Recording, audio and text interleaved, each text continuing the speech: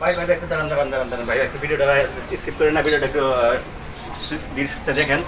তো বর্তমান প্রেক্ষাপটে আমাদের সাদিক কায়েম ভাই বর্তমান দেখতেছেন আমাদের সাদিক কায়েম ভাই যে বিয়ে করছে। তো সেই বিয়ে নিয়ে অনেকে চুলকানি যে আমাদের সাদিক কায়েম ভাই এত টাকা কোথায় পেলো, যে এত বিলাসবহুলভাবে বিয়ে করলো, এত টাকা কোথায় পেলো, মানে অনেকেই গায়ে চুলকানি লেগে গেছে গা। তো এই ভারতের মুকেশ আম্বানির মেয়ের বিয়েতে কোটি কোটি টাকা, শত শত কোটি টাকা খরচ করেও মানুষের মুখে নাম পড়াতে পারে নাই। আর সাদিক কায়েম সাধারণ একটা লোক হয়েও সারা বিশ্বে নাম ছড়ে গেছে। তো এইটা যাই না অনেকের চুলকানি লেগে পড়ছে। তো সেই প্রেক্ষাপটে আমি বলতে চাচ্ছি, তো ভাই বুঝতে পারতেছেন আপনারা হয়তো যারা চুলকানি তারা আসলে এই মানে কেউ ভালো কেউ দেখতে পারেন না, ওই যারা নাকি ভালো দেখতে পারেন না তারাই চুলকানিটা চুলকাইতেছে।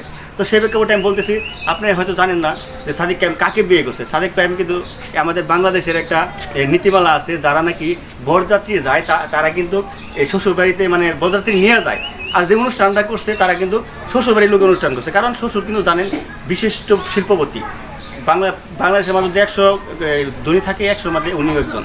তো ওনার একটা মেয়ের বিয়ে করছে, আর আপনার উনি যদি 50,000 লোক খাওয়াইতে চায় তার ক্ষমতা আছে, তাহলে ওনার তো বরযাত্রী হিসেবে গেছে, ওনার তো খরচ নাই। উনি শুধুমাত্র গেটের মধ্যে 2-1 লাখ টাকা খরচ হচ্ছে, আর 2-4টা গাড়ি নিয়েছে, আর বন্ধু বান্ধবের গাড়ির অভাব নেই।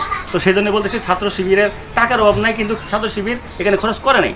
শুধুমাত্র তার শ্বশুরে ইনভাইট করছে, তার শ্বশুরে বরযাত্রী হিসেবে দাঁড়াদারের কাছে সবাই বরযাত্রী হিসেবে গেছে। সেই জন্য তার শ্বশুর তো টাকার অভাব নাই, এখানে তো সাথে টাকার প্রয়োজন করতেছে না। তো সেই প্রেক্ষাপটে বলতেছি, যারা নাকি চুলকানি তাদের মেসেজটা সবাইকে পৌঁছে দেবেন। এই সব সম্পূর্ণ খরচ করছে তার শ্বশুর, এবং কি সে যাকে বিয়ে করছে সেও কিন্তু একজন ডক্টর। তো বুঝতে হবে ইনশাল্লাহ আগামী বাংলাদেশ শুভ ইসলামের বাংলাদেশ। তো সাদিক কায়েম জিন্দাবাদ।